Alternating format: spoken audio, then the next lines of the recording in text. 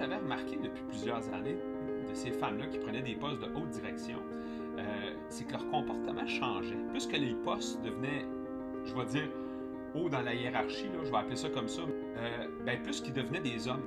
Tu sais, le leader qui est en avant et qui parle fort, qui crie fort. Euh, des fois aussi, il faut prendre cette posture-là aussi en donnant confiance pour certaines personnes ont besoin parfois de cette direction-là à suivre à l'écoute de lui aussi. À un moment donné, je pense que c'est ça aussi. C'est plus que mieux qu'on se connaît, plus qu'on est à l'écoute de nous-mêmes, plus qu'on se découvre, parce qu'en même temps, c'est pas une destination. Évidemment, c'est un parcours, c'est un choix de vie, c'est un choix de leader, peu importe comment on l'appelle. Moi c'est l'humain qui est derrière, parce que j'aime bien le lien entre le leadership et notre humanité.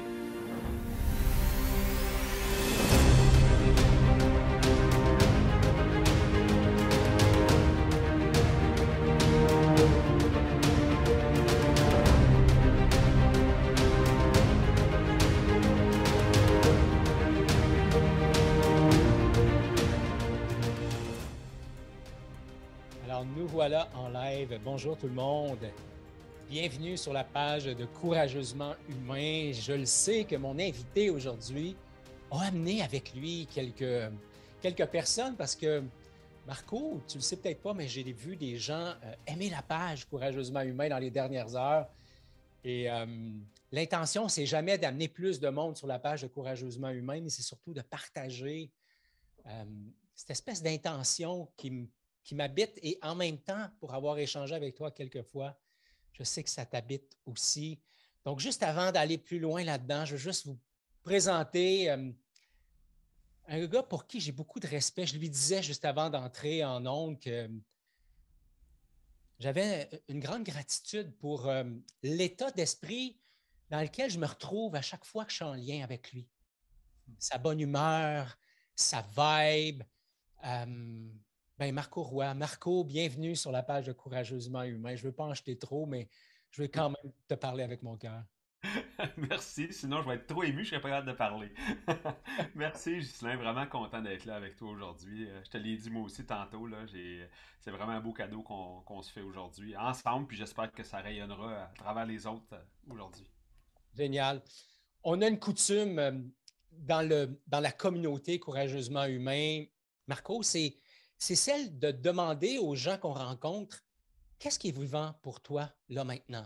Cette question-là, elle remplace le comment vas-tu? Hmm. Alors, j'ai envie de te la poser, la question, qu'est-ce qui est vivant pour toi là, juste maintenant?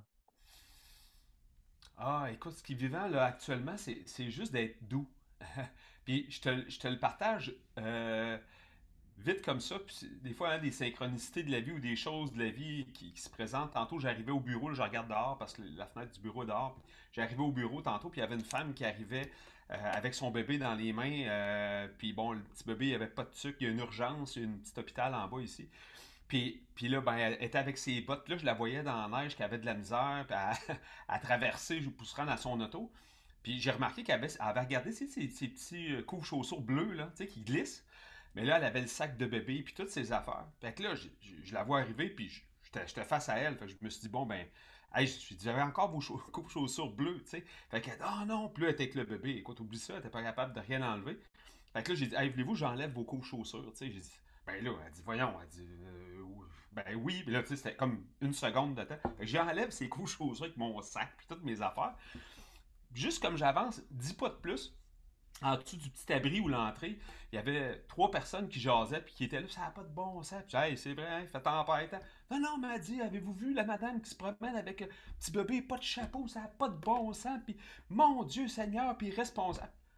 Là, j'étais là, pour moi, là, ça m'a pas choqué, ça m'a juste fait, juste comment on peut voir la vie d'une certaine façon, de dire, ben, en même temps, on peut juger, mais il aurait pu lui dire, Madame, je voulais-vous besoin d'aide, avez-vous échappé votre chapeau ou quoi que ce soit. Donc, tu sais, pour moi, j'ai fait, ah, c'était un choc. Tu sais, puis en même temps, on peut tomber dans ce piège du jugement-là assez facilement, sans comprendre. Fait que je me dis juste d'avoir d'un peu de douceur envers nous, mais avoir de la douceur envers les autres aussi, parce qu'on ne connaît pas leur réalité.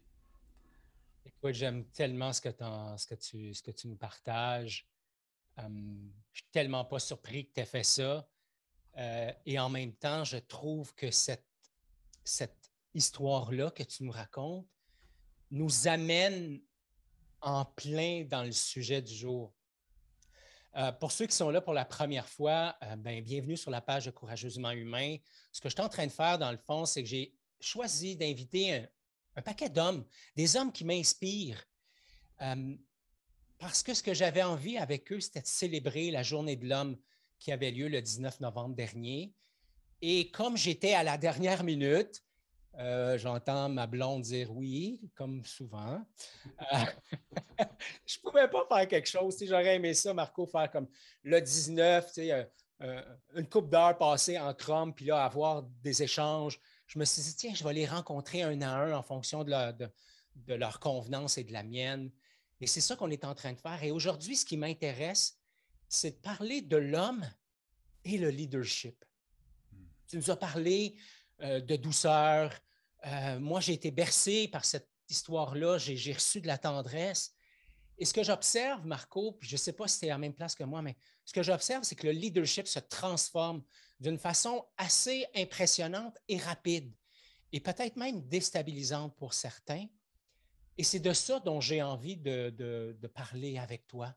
Si on allait dans un premier temps, quelles sont les transformations qu'on voit dans le leadership si on compare ça à voilà, à peine 3, 4, 5 ans et maintenant? Quelle différence tu y vois maintenant?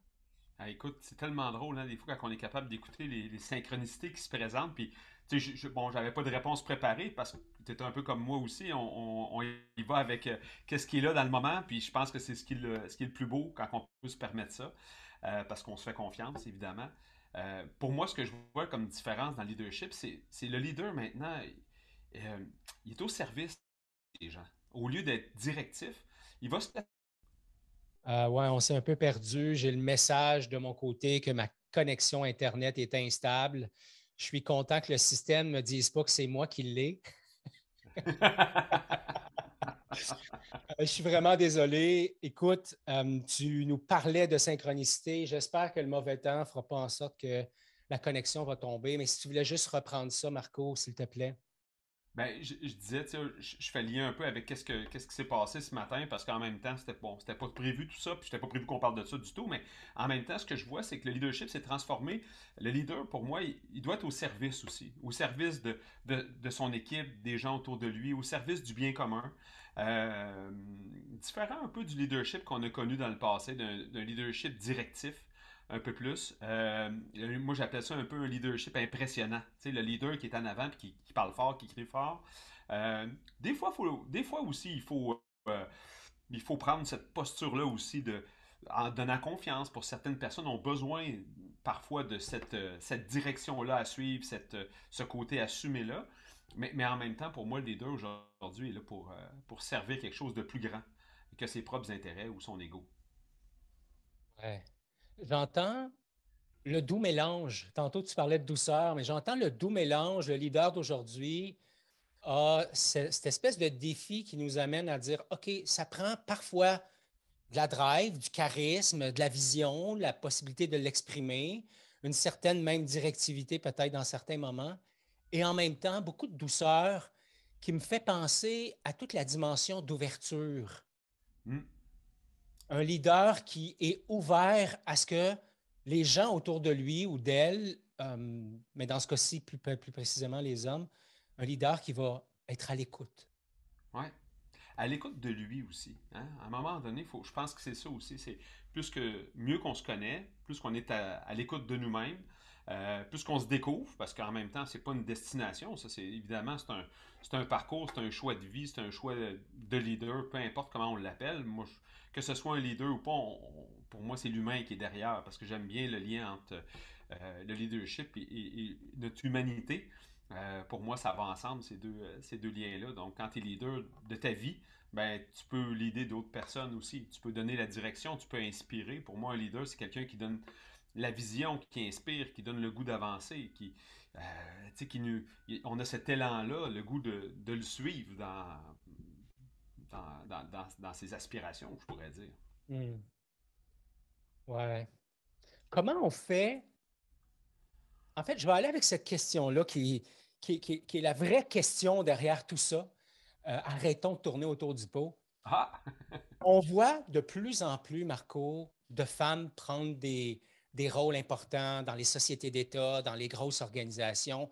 Je me souviens quand j'ai été cadre chez Apple, d'avoir vu arriver l'ancienne PDG d'une grosse boîte, Angela.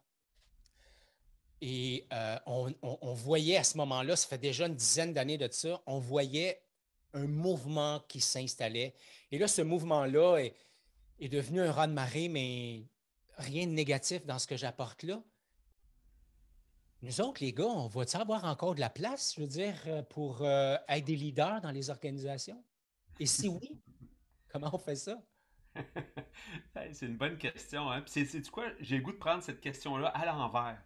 Euh, j'ai fait partie de plusieurs groupes de discussion où je fais partie encore, entre autres, je vais taire le nom là, parce qu'en même temps, je ne voudrais pas identifier personne dans ces groupes-là.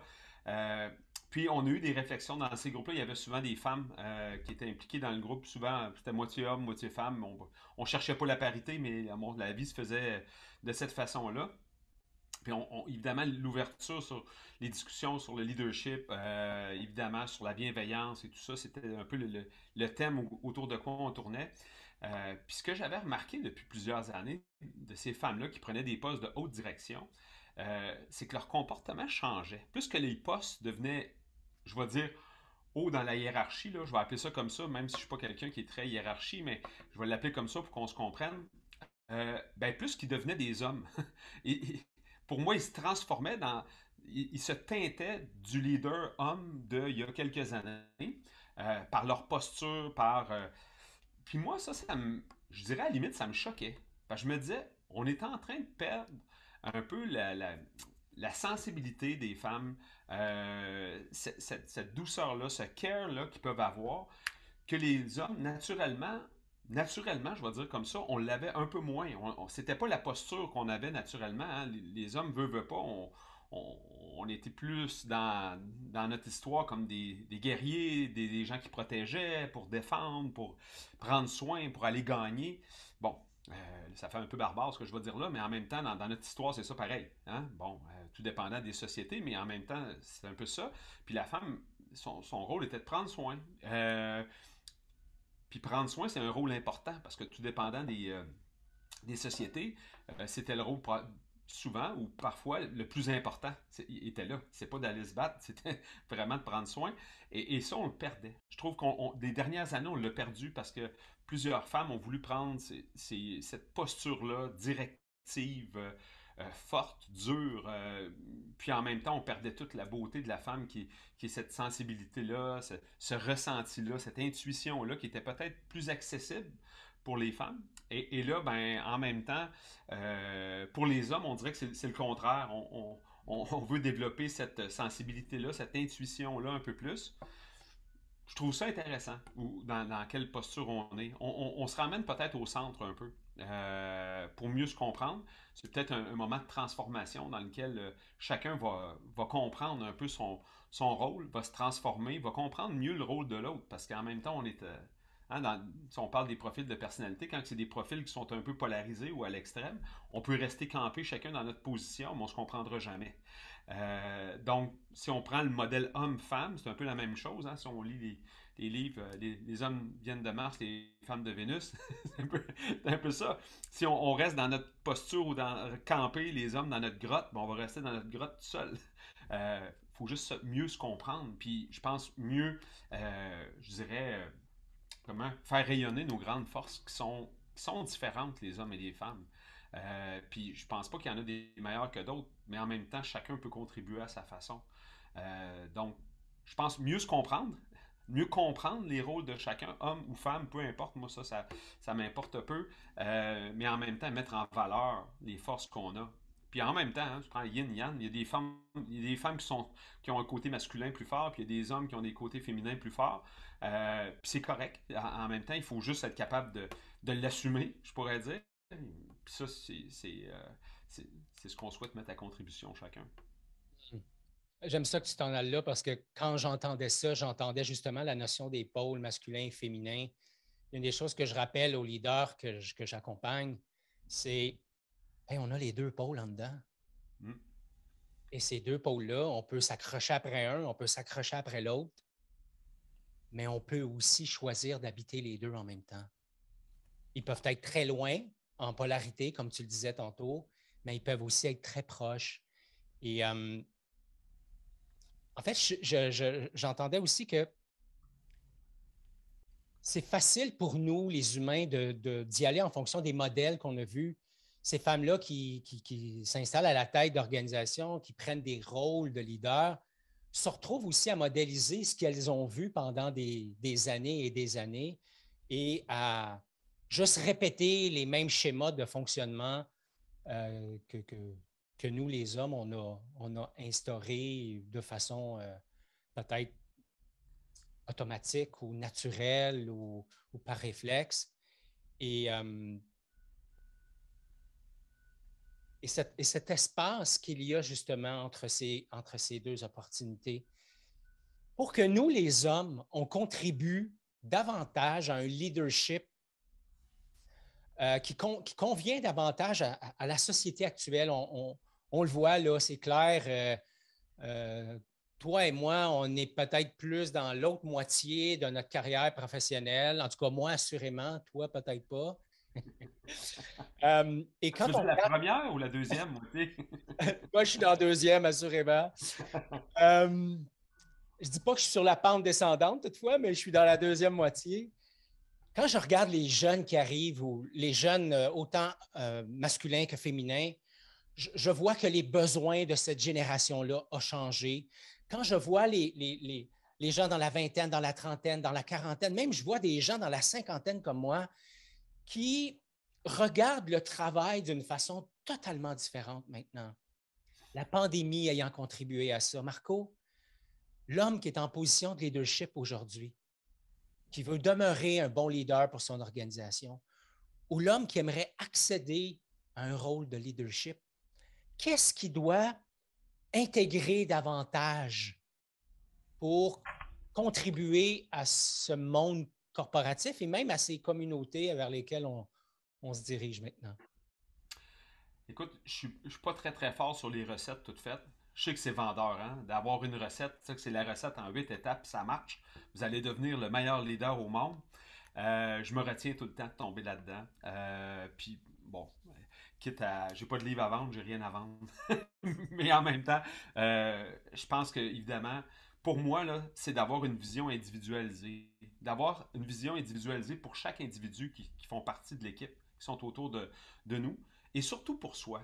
D'avoir un peu son plan de développement personnel. De dire sur quoi moi j'ai besoin de me développer et sur quoi je veux contribuer concrètement. Moi, ça part juste de là. Si chaque humain, chaque leader prendrait le temps de se regarder dans le miroir, d'avoir un regard clair, net sur lui, d'avoir un peu son plan de développement, puis d'écouter l'intuition. Pour moi, c'est pas d'écrire un plan juste sur papier puis de le suivre, mais suivre son intuition. Tu sais, c'est où je peux contribuer, sur quoi je peux mieux contribuer, puis d'écouter les signes qui vont se présenter à nous. Je pense que c'est là que ça se passe. Puis c'est c'est tellement simple comme réponse ce que je te dis là, mais en même temps, c'est tellement complexe en même temps.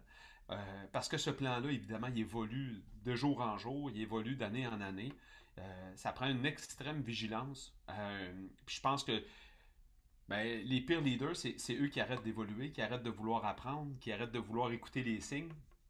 Puis j'en vois, là, je t'ai parlé d'une personne tantôt, là, juste avant notre rencontre, une personne extraordinaire, magnifique que je connais, qui écoutait les signes toute sa vie. Puis aujourd'hui, je la vois évoluer encore là tantôt. On s'est parlé juste avant notre rencontre. Puis elle me dit tantôt, elle dit, tu vois, elle dit, il y avait un signe de quelque chose qui nous a appelés, qui nous a ramenés là ensemble. Fait que je pense d'écouter les signes qui sont là. Puis en même temps, là, je tombe pas dans l'ésotérisme ou à la limite même pas dans la spiritualité. Là. Je veux dire, puis ça, c'est un sujet qu'on pourra aborder, mais en même temps, c'est juste d'écouter qu'est-ce qui est là, qu'est-ce que j'ai besoin, qu'est-ce que je veux, à quoi je veux contribuer, quel cadeau je veux faire à la société. C'est un peu c'est notre legs, hein? C'est notre legs qu'on va laisser autour de nous. Mm. Clairement, on voit les choses tellement de la même façon, même si on n'en a pas vraiment parlé à aucune occasion de nos rencontres. On est tous les deux des amoureux du vélo, puis c'est souvent dans ce contexte-là qu'on s'est croisés. Je suis Ah, content que tu aies dit, j'ai pas de recette parce que chez Courageusement Humain, on a comme une aversion pour les recettes toutes faites. On dit souvent ce qui est important, c'est pas vraiment ce que tu sais, mais c'est ce que tu arrives à mettre en pratique, puis comment ça se passe, puis comment tu le vis. Puis ce que je comprends, Marco, c'est que ça se peut que des recettes existent, mais tout se passe dans la recette que je déploie. Est-ce qu'elle est efficace? Quels sont les signes qui me laissent croire que ça l'est? Quels sont les signes qui me laissent croire que ça ne l'est pas? Qu'est-ce que je fais comme ajustement? Etc. Donc, encore une fois, tu as commencé à nous parler de douceur, tu sais, puis moi, j'ajouterais à ça de la souplesse, cette espèce de souplesse. Maintenant, je veux bien. Jouons un peu à l'avocat du diable. Euh, Tu as été cadre dans ta vie, j'ai été cadre dans ma vie. Ce n'est pas le rôle qu'on joue actuellement. On choisit d'en accompagner des leaders, des gestionnaires, des exécutifs, etc. Peu importe le terme. Quel devra être, je vais le poser comme ça, Marco, puis n'hésite pas à, comme tu as fait tantôt, à prendre ça sur d'un autre côté. Moi, je suis bien à l'aise avec ça.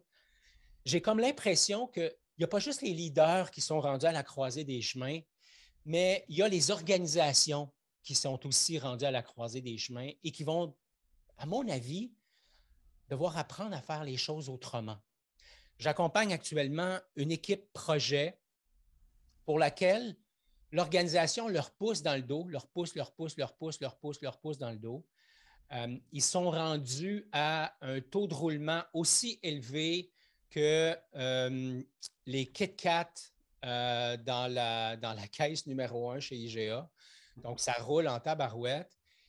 Et les leaders qui sont là, ils sont comme coincés dans le milieu de quelque chose, voulant prendre soin des humains qui sont là et en même temps, ils ont des choses à livrer. Qu'est-ce qu'on pourrait leur dire, Marco, pour ben d'abord les aider à s'apaiser, puis peut-être après ça, les aider à prendre de meilleures décisions? hmm, c'est une grande question, hein? Tu m'avais pas dit ça que tu me poseras cette question-là. Je Tu m'en as sais. pas dit aucune. Mais écoute, c'est un contexte qu'on voit régulièrement actuellement. La pression est très grande, hein? Puis je- je- j'hésite à nommer ça, là, mais je veux dire, la semaine passée, je réfléchissais, puis je me dis, tu sais, actuellement, faut être réaliste aussi, hein? Le contexte actuel a emmené beaucoup de pression sur les gens, que ce soit des cadres ou pas des cadres, ou juste des humains. Tout le monde vit une grande pression. Puis encore, ce que je vois, c'est qu'on le sent pas encore, ça. Les gens sont. C'est quelqu'un qui s'est cassé une jambe, on est capable de le voir. Mais moi, je dis, on vit un peu un burn-out social. T'sais. C'est un peu ça qu'on vit actuellement. On le voit pas. Il y a beaucoup de choses qui vont pas, mais en même temps, c'est quoi concrètement? On a de la difficulté à se dire. Pour moi, c'est un peu comme ça que je le vois, le contexte actuel. Euh, c'est pas tout qui va mal, évidemment. Je veux dire, moi, je vois des entreprises. Le plus grand défi, c'est que les entreprises, ils ont trop de demandes. Les demandes sont grandes, ils ne fournissent pas à la demande, ils manquent de personnel, ça manque partout. Donc, évidemment, c'est toujours qu'est-ce qu'on fait? Est-ce qu'on ralentit le tempo parce qu'on n'est pas capable d'avoir assez de gens pour livrer? La réponse est très complexe. Hein. Évidemment, s'il y avait une réponse, je pense que tout le monde aurait dit Hey, on vend moins et ça va bien aller. C'est beaucoup plus complexe que ça. Je pense que c'est vraiment pour le leader qui se retrouve entre les deux, euh, je pense que c'est pour lui, c'est de prendre soin de lui en premier, puis d'écouter qu'est-ce que les gens ont à dire autour d'eux, mettre son ego de côté, parce qu'en même temps, les gens ont besoin de bouger actuellement. Tu sais, ça serait bien le fun de dire, hey, on veut que tout le monde reste en place, personne ne bouge, mais ça bouge actuellement. Quand ça va pas, hein, quand il y a quelque chose qui démange, on bouge, on gigote, on a la jambe engourdie, on veut bouger. Actuellement, c'est un peu ça. On est les jambes engourdies un peu, fait qu'on veut bouger. Les gens ont besoin de peut-être aller voir ailleurs, pas parce que ça va mal, pas parce que l'entreprise où on est fait pas bien les choses, mais les gens ont besoin d'aller voir autre chose, d'aller sentir d'autres choses, de vivre quelque chose d'autre. Donc, je pense qu'il faut être prêt à ça. Il faut être prêt à ça comme leader. Moi, j'ai vécu une situation extraordinaire dans une équipe que j'accompagne depuis 6 ans, une équipe de direction, le propriétaire puis les employés, les directeurs plutôt, les exécutifs. qu'un des exécutifs qui a nommé, il y a quelques rencontres qu'on a eues ensemble, dit, ben écoutez, je pense que j'ai le goût d'aller vivre autre chose. Je ressens le besoin d'aller vivre quelque chose de nouveau après 14 ans. Je ne sais pas quoi, je ne sais pas où, c'est pas vous autres, mais je sens ce besoin-là d'aller explorer autre chose. Et l'équipe l'a accompagné là-dedans. L'équipe l'a accompagné là-dedans. Le propriétaire de l'entreprise a dit, ben écoute, qu'est-ce qu'on peut faire pour l'accompagner dans sa nouvelle carrière, dans son nouveau départ, pour qu'il puisse partir léger, si on pourrait dire, et que nous autres, qu'ils sentent cette reconnaissance-là, que, après toutes ces années de contribution dans l'entreprise. Puis j'étais là, j'ai vécu ça avec eux, là. Ça a été un moment magique. Pour moi, là, je me dis, si tout le monde pouvait vivre ces transitions de vie-là, avec cette douceur-là, avec cette bienveillance-là pour les personnes, tabarouette que ça serait plus facile. T'sais. Moi, j'ai une grande aversion entre quand les gens passent de héros à zéro dans une équipe, là, j'ai une énorme aversion à ça. Pour moi, c'est la responsabilité du dirigeant. Si tu as engagé quelqu'un, tu en as pris la responsabilité. Si tu l'as gardé pendant tant d'années, tu prends la responsabilité de tes choix. Donc, que tu sois en manque, ça soit difficile de trouver des gens dans ton équipe, peu importe, c'est ta responsabilité. Donc, pour moi, c'est qui passe de héros à zéro dans ce temps-là? Je pense que c'est plus le leader que la personne. Mhm. Donc, soyons vigilants à ça. Donc, tu parlais de flexibilité tantôt, là. Donc, moi, je reviens souvent avec mon exemple du roseau, là. Je pense que le chêne aujourd'hui, le chêne est mort, il faut s'occuper des roseaux. Donc, c'est vraiment cette flexibilité-là qu'il faut avoir aujourd'hui avec le contexte. On peut pas contrôler la situation, on ne peut pas contrôler le vent. Il faut naviguer avec. Puis, donc, tu sais, je suis allé dans plusieurs directions suite à ta question, mais pour moi, je pense que c'est d'avoir cette flexibilité-là, continuer à avoir notre amour pour les gens, hein, dans le fond. Beaucoup d'empathie. Hein, il y avait un article dans le Harvard Business Review il n'y a pas longtemps, il y a quelques semaines, qui parlait que la, la- la- la qualité numéro un des leaders de demain, ça serait l'empathie. Puis j'y crois fermement. Juste de comprendre, de ressentir ce que les autres vivent.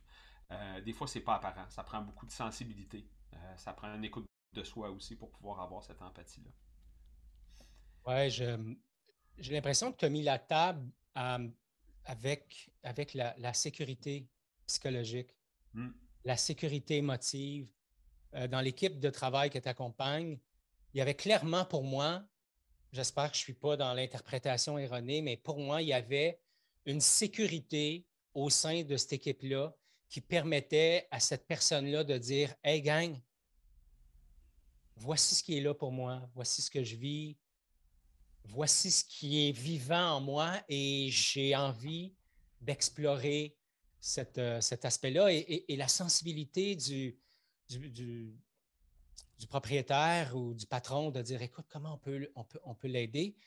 J'ai l'impression que les organisations qui vont créer un environnement où les gens vont être en sécurité psychologiquement parlant, en fait, c'est souvent l'angle avec lequel j'aborde les choses quand j'interviens dans les organisations. Je leur dis, vous voulez de la collaboration, vous voulez de la mobilisation, vous voulez des gens engagés, vous voulez de la créativité, vous voulez de la performance.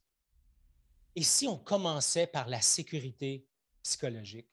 Et si on permettait aux gens de dire, je ne sais pas, je ne suis pas capable, je ne sais pas comment, je n'ai pas le goût. Et si on commençait par ça, je te vois hocher de la tête, Marco. En quoi ça résonne pour toi, ce que je présente là? Ben, pour moi, c'est une question de confiance. Tu sais. Moi, je me dis, ma job dans la vie, là, c'est de créer des climats de confiance dans les équipes de direction. Bon, parce que moi, j'accompagne souvent les dirigeants, les propriétaires d'entreprises, puis les équipes de direction. Je dirais que c'est un peu plus que 50% de ce que je fais dans la vie. Donc, pour moi, c'est de créer ce climat de confiance-là. Puis pour créer un climat de confiance, ben, il faut être capable d'apporter quand il y a la confiance, on est capable d'avoir de l'empathie, on est capable d'avoir de l'écoute, on est capable d'avoir aussi de la vulnérabilité, d'être capable de se montrer vulnérable. Euh, Puis on s'entend que pas très à mode de se montrer vulnérable pour un dirigeant d'entreprise, puis pour quelqu'un qui est dans un poste de direction. Mais on comprend mal un peu c'est quoi la vulnérabilité. Donc pour moi, ça commencer à pouvoir explorer ces avenues-là. Parce que quand on veut se montrer tout bon, tout hot, puis on gagne à tout coup, ben évidemment, ça nous amène à cacher des choses. On ne connaît pas les gens sur leur vrai côté. Donc, évidemment, moi, je pense que c'est là. On peut-tu se connaître pour vrai? Puis après ça, on va travailler avec qu'est-ce qu'on a, puis avec qui on est. Puis si on n'est plus les bonnes personnes, ben on fera des choix. Hein? Parce que, évidemment on fait ça pour le bien de l'organisation, là, on s'entend. Puis pour que les humains soient heureux dans cette aventure-là. Puis des fois, c'est quand on n'est pas dans le bon terrain de jeu, hein, si je joue au soccer sur un terrain de football, ben ça joue moins bien. Puis si je vais sur un terrain de baseball, ça va encore moins bien. Fait que je pense que des fois, on n'est pas sur le bon terrain, on n'est pas dans le bon casting. Fait qu'il faut accepter qu'on n'est pas dans le bon casting. C'est pas bien ou mal, mais je veux dire, il faut juste faire ces choix-là. Puis des fois, il faut aider les gens à faire ce choix-là, parce que pour eux, évidemment, on parle de sécurité. J'ai une de mes amies qui a fait une étude justement sur la période de la pandémie, puis elle disait que durant la période qu'on a vécue les 2 dernières années, il disait que la majorité des employés étaient descendus de 2 rangs dans la pyramide de Maslow. C'est impressionnant quand même. Là. Fait que là, évidemment, on s'est campé vraiment dans notre sécurité, dans la peur de perdre, de manquer, de... Bon, évidemment, ça c'était il y a un an. On est probablement moins là actuellement. Mais quand même, il y a quand même cette blessure-là ou cette peur-là qui est consciente ou pas pour plusieurs personnes qui est là. Donc, faut en prendre soin. Puis, tu sais, moi, j'ai jamais vu autant de burn-out dans les organisations. Je travaille avec des profils de personnalité que je fais passer dans les équipes. Bon, ce qu'on parle, la différenciation entre le naturel et l'adapté, là, la- la- je dirais le delta entre les deux, là, il y a une grande différence actuellement que j'ai jamais vue après plusieurs années de pratique, que les gens, bien évidemment, ils s'adaptent à plein de situations actuellement. Ça emmène un niveau de stress. Quand le niveau de stress est trop grand, bien évidemment, ça nous emmène peut-être vers un burn-out, dépression ou des choses comme ça. Donc, ça prend une extrême vigilance de dire, oh, je vais lever le pied un peu parce que ça ne fonctionne pas. Puis lever le pied, c'est pas juste de travailler moins. Parce que souvent, ce que je vois, c'est plus quand ça travaille de là, quand ça travaille dans notre tête. Donc, ça, c'est souvent une grande partie de notre responsabilité. De dire, ben là, dans ma tête, ça travaille un peu trop. Quel outil que j'ai? Qu'est-ce que je peux faire pour justement calmer un peu le hamster qui tourne tout le temps? Mais ça, c'est la connaissance de soi. On le sait, qu'est-ce qu'on a besoin individuellement ou on ne le sait pas, mais faut l'apprendre. Il faut trouver ces outils-là. Parce que c'est très rare que je vais voir quelqu'un qui travaille physiquement pendant 80 heures par semaine versus quelqu'un qui travaille 50 heures mentalement. C'est probablement plus lui qui travaille mentalement 50 heures qui risque d'avoir des problèmes de santé mentale. Parce qu'en même temps, c'est là que ça se passe. Physiquement, on peut se fatiguer un peu, on va se coucher un peu raqué puis fatigué physiquement, on va bien dormir, mais le lendemain, on va être prêt à recommencer. Donc, c'est vraiment prendre soin de notre tête, notre mental. Ouais, tu as parlé d'empathie.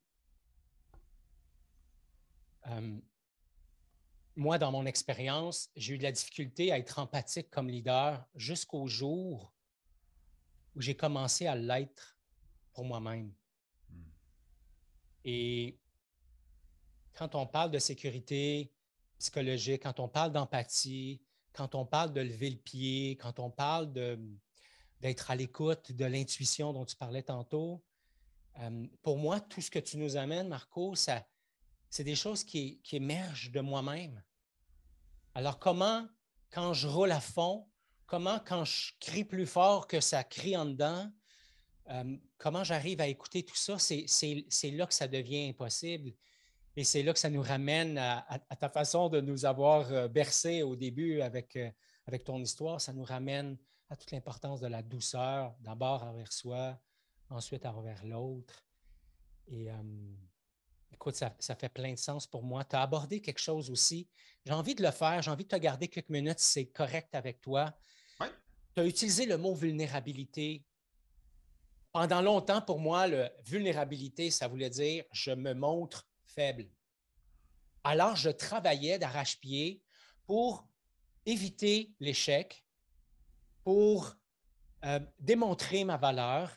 Et personnellement, je suis tombé dans la performance à outrance, autant comme individu, comme athlète que comme leader, dans le but d'être validé. Mm. Je ne le voyais pas à l'époque, on est d'accord là-dessus. Aujourd'hui, je le vois. J'ai utilisé la performance à outrance dans le but d'être vu, d'exister dans le regard de l'autre. Quand j'ai pris conscience de ça, j'ai aussi pris conscience que plein de moments, Marco, où je n'avais pas été à l'écoute.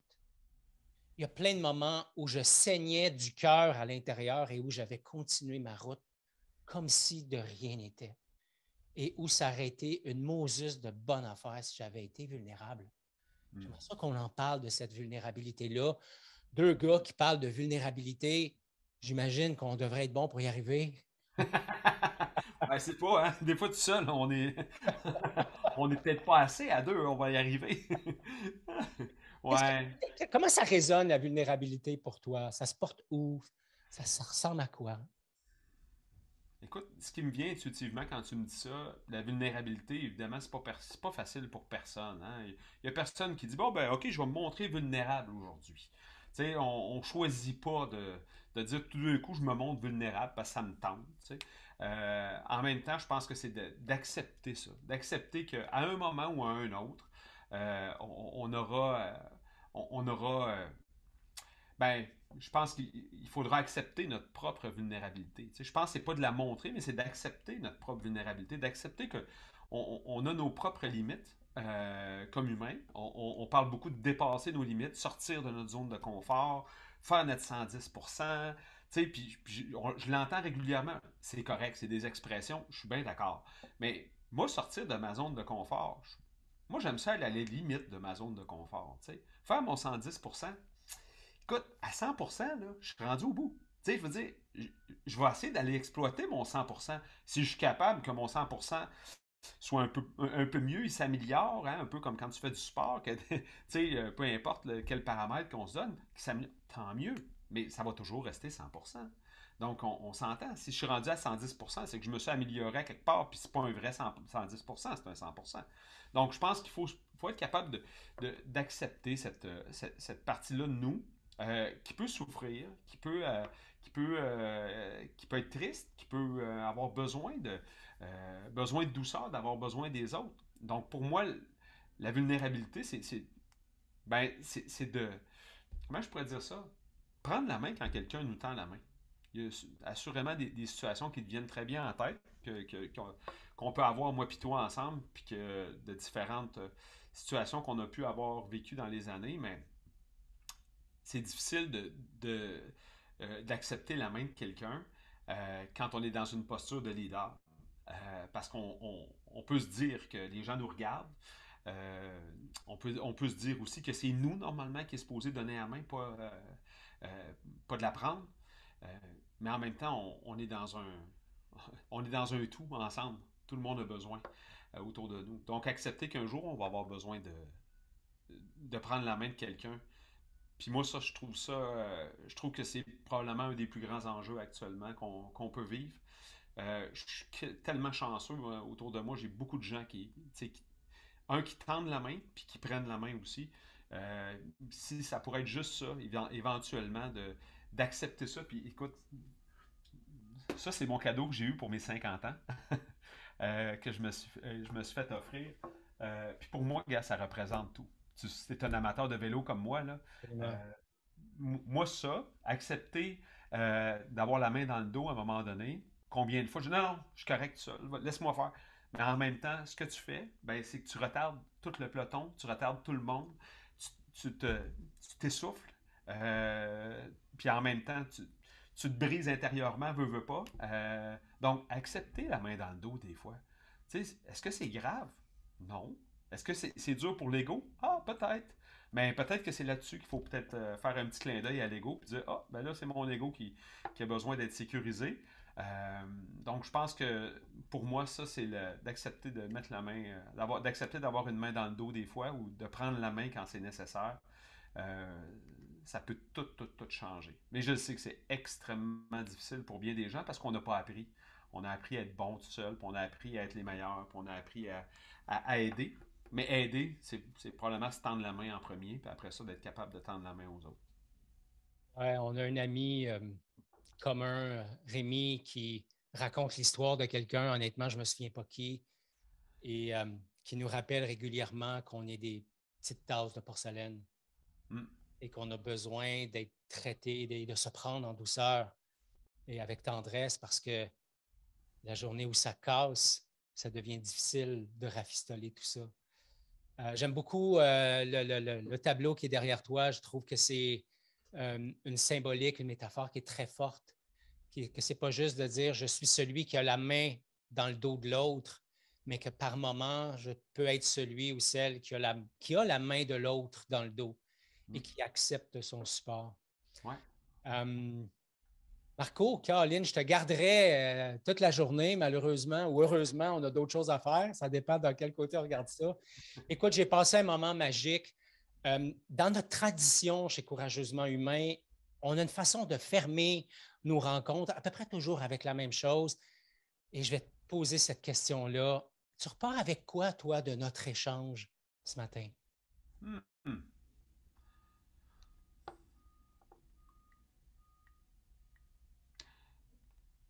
Je repars avec la beauté de l'humain.